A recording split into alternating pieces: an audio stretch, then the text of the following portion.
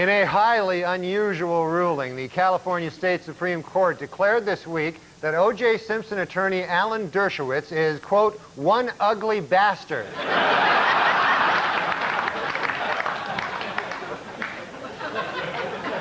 Meanwhile, Simpson Dream Team attorney Alan Dershowitz was back in the news this week, and good Lord is he ugly. Take a look at the guy.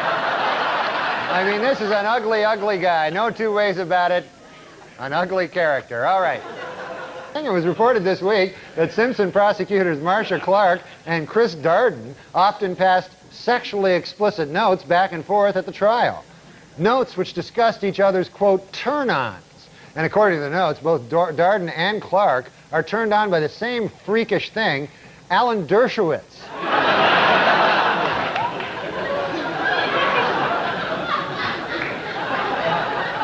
Last week at a dramatic press conference about the crash of TWA Flight 800, ABC News correspondent Pierre Salinger displayed a document which he believes is proof that the jet was shot down by a U.S. Navy missile. Later, he proudly showed reporters his solid gold Rolex that he bought on the street for just $15.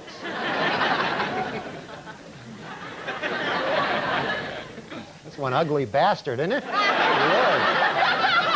Washington Power to some Mary Madeline and James Carville are expecting their first baby in July. No one knows if the baby will be a Democrat or a Republican, but doctors are sure of one thing.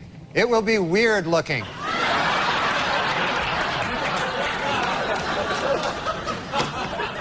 Leona Helmsley fired a maid this week for stealing her Victoria's Secret lingerie. And you think she looks hot here, huh? Imagine, if you would, with the... This week, President Clinton made history when he nominated Madeleine Albright to be first female Secretary of State. Responding to critics who say that she is not the best choice, the president insisted, quote, she looks a lot better after a couple of drinks.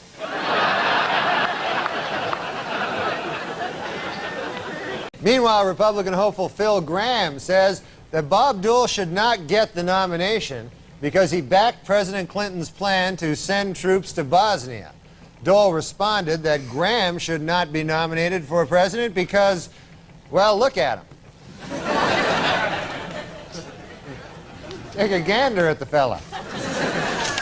Incidentally, Ms. Maston will be represented in her civil suit by feminist attorney Gloria Allred, who is also quite unattractive.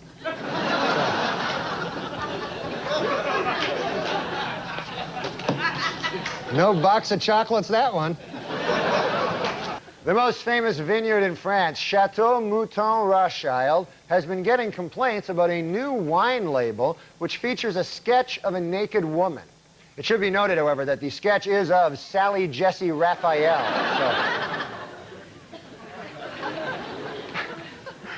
So. Nobody wants to see that. For the 5th year in a row, People magazine has named John F. Kennedy Jr. one of its 50 most beautiful people. Meanwhile,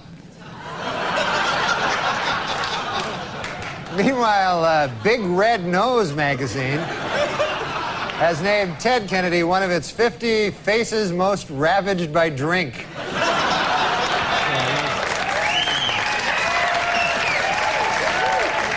Former Interior Secretary James Watt was indicted this week for still having a large light bulb-shaped head.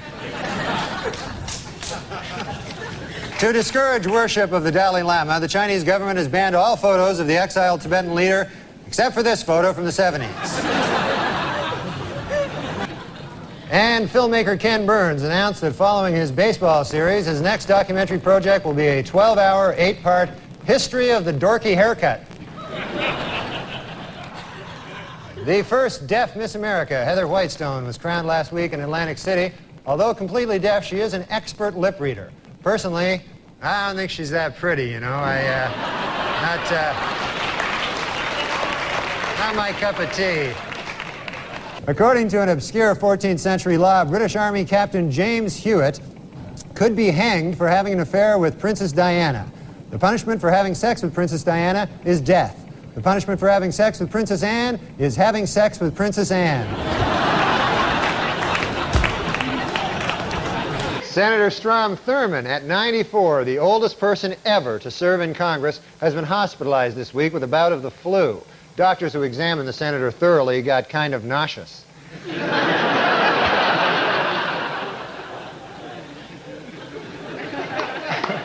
No matter how hard he tries not to, House Speaker Newt Gingrich just continues to scare the bejesus out of little kids.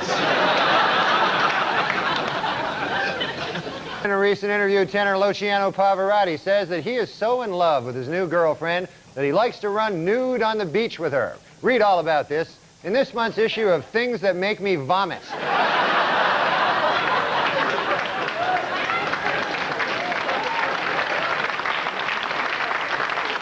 That picture makes me vomit as well. A new development in the Marv Albert story. This week, his accuser, Vanessa Perhatch, decided to go public, allowing news agency to print her name and picture. Following the publications of the photograph, legal experts were left wondering, who was the real victim?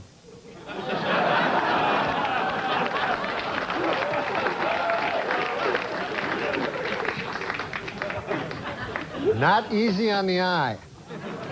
Well, it's official. Sportscaster Marv Albert, convicted last month on assault and battery charges, will serve no jail time. But the big story was outside the courthouse, where the second accuser from his trial, Patricia Maston, showed her face in public for the first time. This new development had legal experts asking once again, who was the real victim here?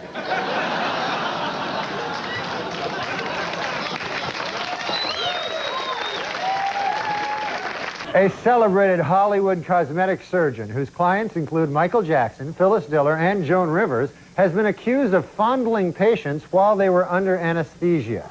The case has legal experts wondering, who is the real victim here?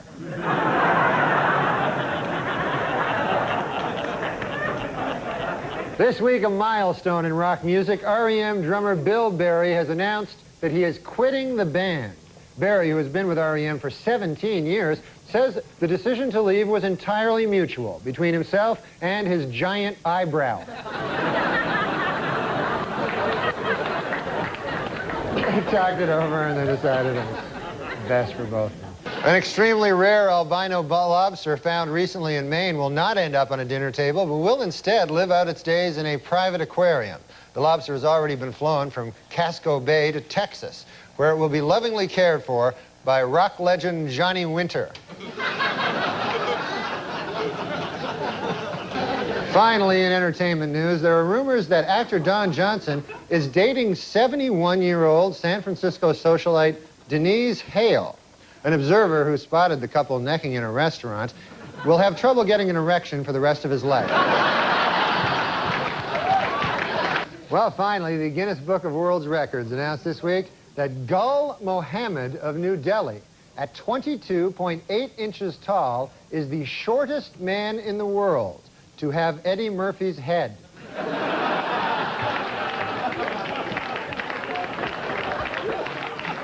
Earlier today, the biggest auction ever of Beatles memorabilia took place in Tokyo. Among the one-of-a-kind items on the block were Paul McCartney's birth certificate, a white Mercedes-Benz owned by John Lennon, and rarest of all, a photo of George Harrison not looking haggard. Have you ever seen one when you think about it? In a recent interview, Paul McCartney confessed that Bob Dylan turned the Beatles on to marijuana. In return, George Harrison turned Dylan on to looking old and haggard.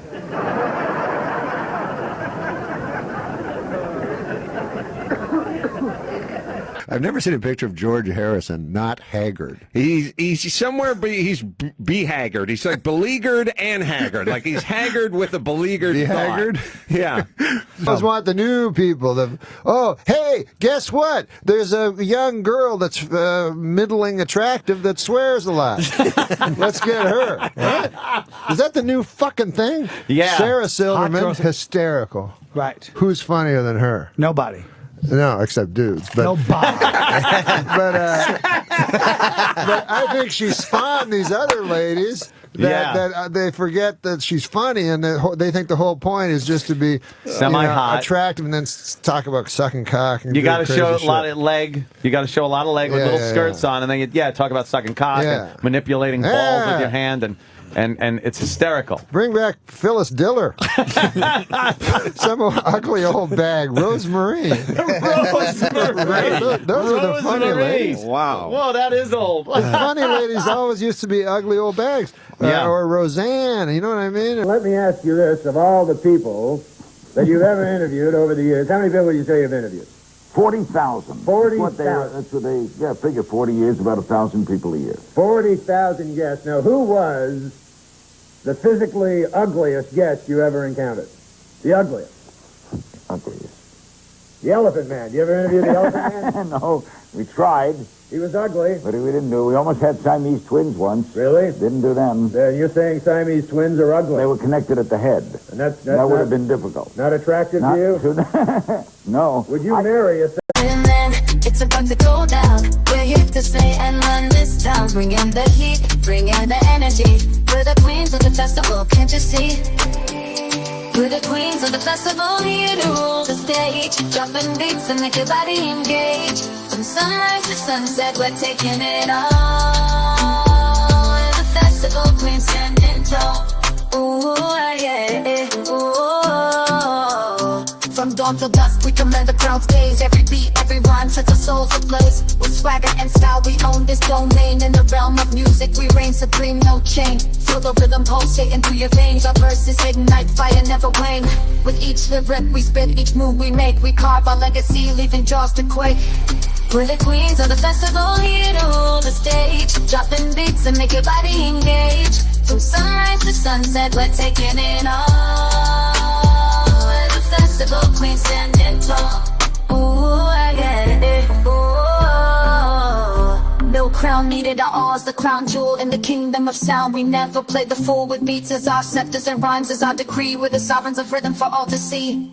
So bow down to the queens as we own the night. In the kingdom of music, we're the guiding light. From the first note to the last, we'll always be the festival queens, forever wild and free. Siamese twins? Now stop that. I didn't come here to be insulted. No, but All right. So you never interviewed I'm the trying to Elephant think if you asked. No, I did not interview the Elephant Man. I'm trying to think of the ugliest man I have ever interviewed. The ugliest man. Who's the guy who produces Saturday Night Live? Lorne Michaels. That's the man. Yes, I've met him. He is Hard to look tremendously not easy on the eye. No, not. It's hard to interview people like that. Not easy on the eye. So you're saying, Larry King, that you find conjoined twins ugly? At the head, yes. At the head, they're ugly. At the hip, they're not ugly. The But at hip- the head, well, it's grotesque. It's grotesque. Don't you think it's grotesque? No, I find all humans beautiful. Larry, that's why we love you. In a recent interview, Jane Pauley recalled how back in the 70s, she coined the phrase bad hair day. In another recent interview, Larry King recalled how back in the 70s, he coined the phrase bad face day.